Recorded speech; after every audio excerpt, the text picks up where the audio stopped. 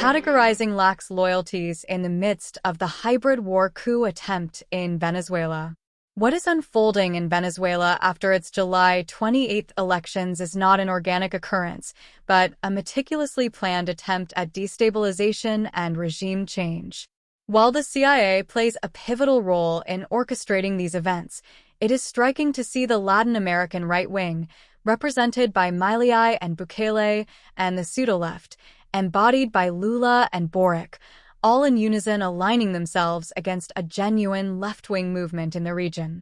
The article categorizes various LAC countries' stances on Venezuela's election results, contrasting them with the ideological stances of each state to demonstrate that it is erroneous to believe all left-wing governments show solidarity with one another in the region, as there are degrees of separation between them. The geopolitical landscape of the Latin American and Caribbean region is witnessing a hybrid war coup attempt and info-war campaign against Venezuela's government in the middle of its electoral process. This coup effort is synchronized with Maria Corina Machado Perisca as the head of the opposition, calling the elections a fraud and citing documents facilitated by the CIA-linked company, along with violent mobs on the ground, terrorists attacking people and infrastructure. While on the diplomatic front, the soft left LAC states, particularly Brazil's Lula and Chile's Boric, Colombia's Petro among others, have joined the U.S. hybrid war coup against the Bolivarian state. The supposed evidence that Venezuelan opposition leaders and their foreign allies have cited to justify this fraud claim is an exit poll produced by a firm closely linked to the U.S. government. These assertions are primarily rooted in an exit poll conducted by Edison Research, a firm with known ties to the CIA and involvement in state propaganda efforts in countries like Ukraine, Georgia, and Iraq.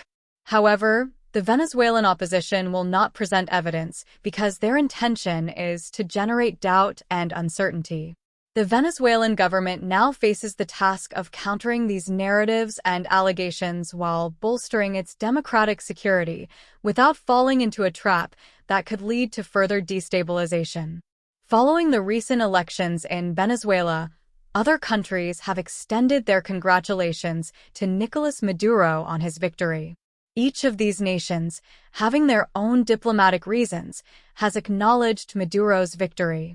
On the other hand, several other countries have outright not recognized Nicolas Maduro's victory, while a third group has opted to wait until the waters clear.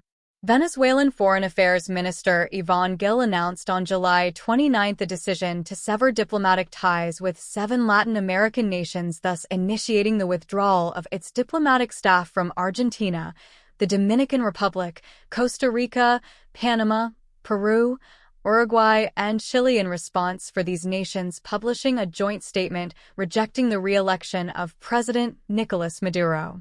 There is talk in the media that a second joint statement is in the works, which will be released soon by Brazil, Colombia, and Mexico, with them undoubtedly playing the role of the good cop, while the countries of the first joint statement play the role of the bad cop.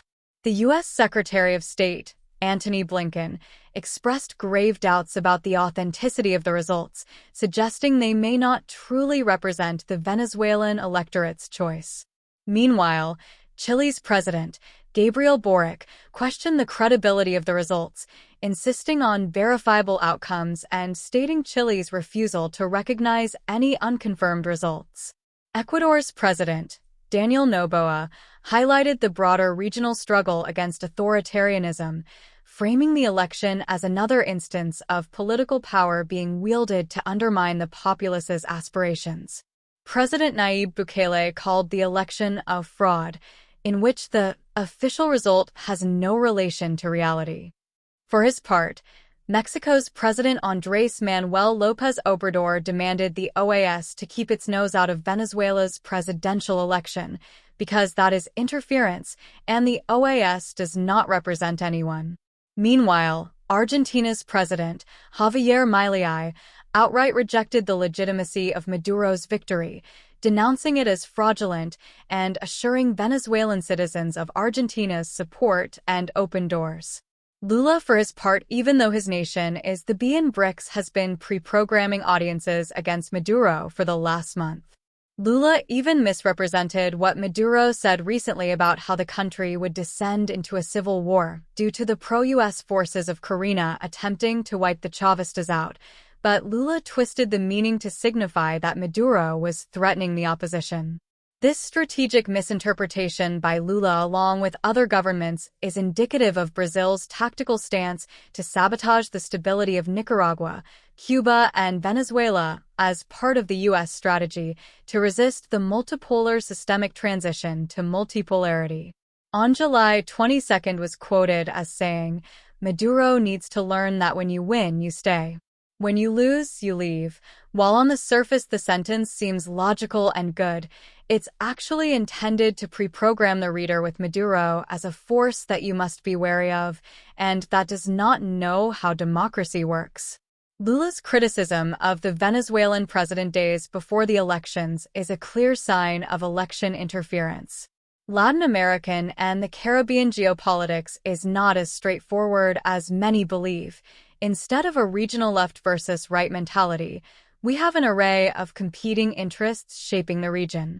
It would be more exact to divide LAC nations into 4 categories for the purposes of this analysis. 1. The pro-US right. 2. The pro-US soft left. 3. The pro-sovereignty hard left. And the last category of 4, a pro-sovereignty right. To this day, there is not a pro-sovereignty right-wing government in the region, so this last category won't be used. The reader has to keep in mind that the administrations of these states change with time, but as of July 2024, they can be categorized as follows. The pro-US right-wing LAC governments typically align with American policies and neoliberal ideologies, often seeking economic and security benefits from this alignment.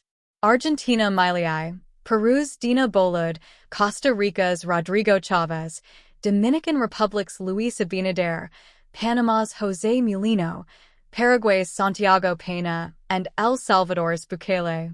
On the other hand, the pro-US soft left may share certain ideological leanings with the right, specifically when it comes to attacking the next category, though they often adopt a more moderate stance, balancing national interests with cooperative ties to the U.S. as least optically. These countries would be Brazil's Lula, Chile's Boric, Colombia's Petro, Guatemala's Bernardo Arevalo, and Ecuador's Daniel Noboa. The pro-sovereignty left, distinct in its prioritization of national autonomy and often resistant to U.S. influence, represents a commitment to self-determination and regional solidarity. This category underscores the aspiration for a more equitable international order that respects the sovereignty of LAC nations. These leaders are Nicaragua's Daniel Ortega, Cuba's Miguel Diaz-Canel, Bolivia's Luis Arce, and Honduras' Xiomara Castros. And lastly, the pro-sovereignty right-wing governments in the region, which are non-existent.